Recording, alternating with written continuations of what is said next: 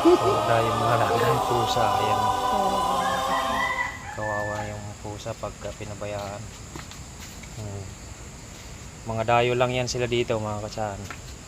O ito, may itlog dito, itlog bugok. Sino gusto? Yun yung itlog, itlog. Mga dayo lang yan sila mga katsahan. O.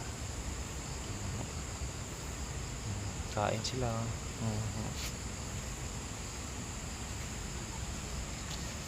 Dagdagan pa natin ito, may malaking pusa ito eh.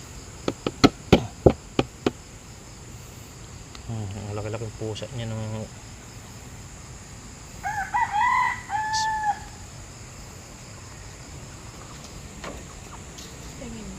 Oh, sipok na. Sino pa kain? Nakakain ako.